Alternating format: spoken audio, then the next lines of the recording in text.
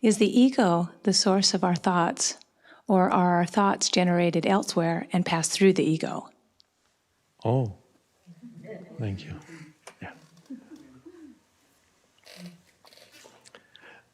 There is no ego apart from the thoughts. The thoughts, identification with thoughts is ego. But the thoughts that go through your mind, of course, are linked to the collective mind of the culture you live in, humanity as a whole. So they are not your thoughts as such, but you pick them up from the collective, most of them.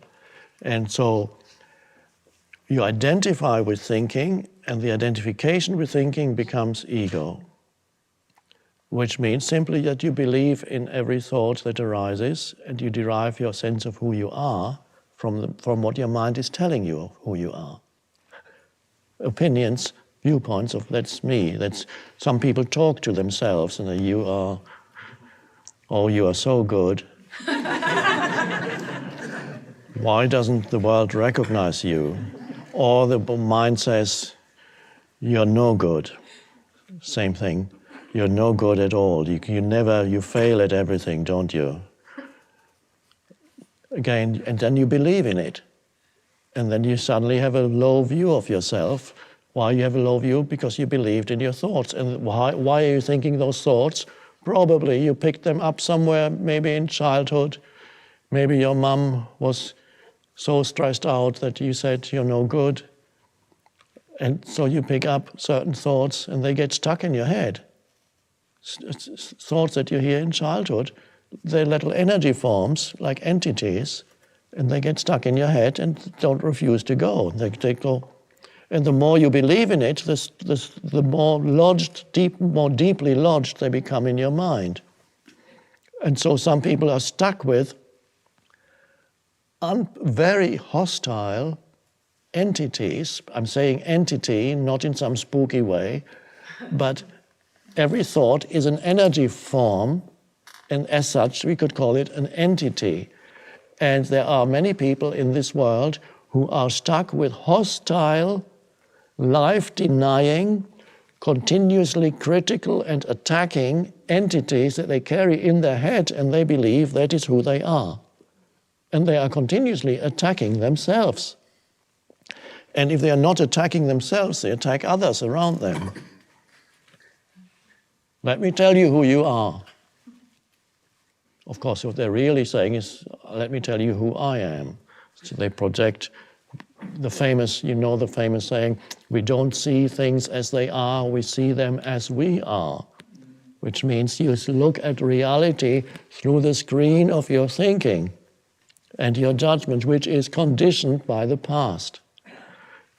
A dreadful prison to live in. It's like blinkers, worse than blinkers. It's like looking at reality through heavy veils.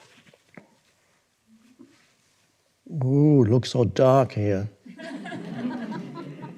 Is that a human being or?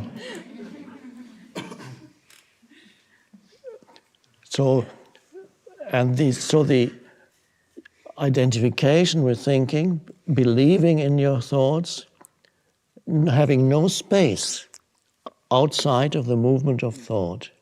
Again, here we come to the vital thing, lack of space inside. That is the unconscious condition, spiritually, completely unconscious. And then you are burdened with a heavy ego. You are the ego, which is not an entity apart from thought. It is thoughts that you have identified with. And the first moment of freedom comes when you realize that certain thoughts have been going through your head for years, perhaps, and that they are only thoughts, and that you are not the thought, you're the awareness. In my case, I became aware that I had a thought, for example, that started in childhood, one of many negative thoughts I had. Bad things always happen to me. Bad things always happen to me. And that was, when I saw people around me, okay, they have got all these nice things, and always there would be bad things happening.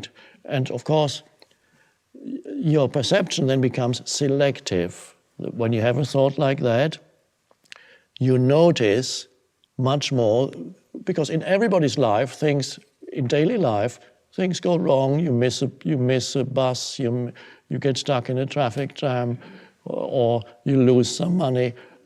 But yes, this is normal. But if you have the thought, bad things always happen to me, you're extremely aware of those things, and they confirm to you that the thought is correct.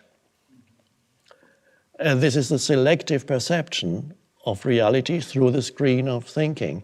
So the reality will confirm to you, and not only that, that thought or any thought of that kind actually attracts bad things, negative things.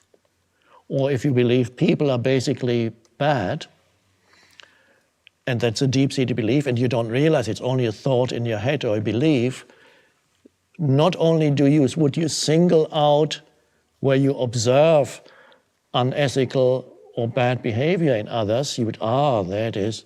Not only that, you actually are much more likely to encounter people who manifest that kind of behavior because you attract it. And so that's just incredible how people create their world through that. So freedom comes from stepping out, encountering, first of all, a little bit of space inside you, presence. And then from there you realize certain thoughts as repetitive and just a thought. Bad things always happen to me. Oh, there it goes again. I thought that before.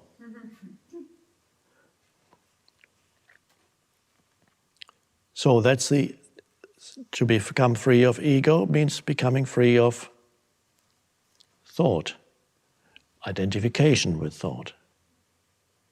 That's the end of the ego. It may reassert itself from time to time, but at least that's the awakening. What about your thoughts? Habitual thoughts, do you? Probably that I have to get everything right. There's an intense, figure it out and get it right. It rules me. And if it's not right? I escape. I just won't do it. I pretty much predict ahead of time, so I won't try a lot of times. Yes. Yes.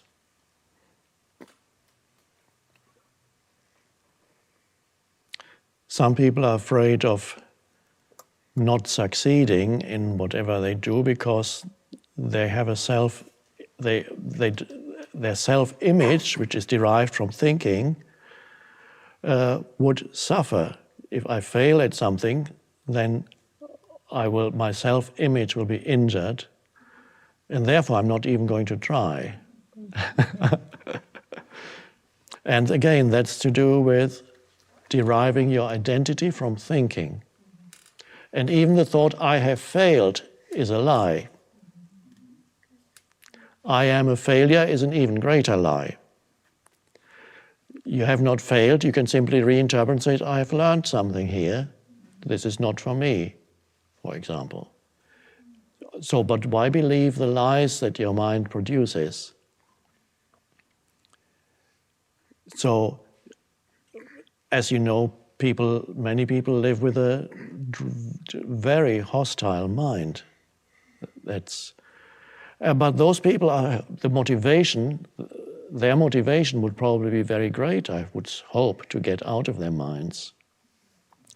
But first they need to realize that their problems are self-generated, mind-generated, not world-generated.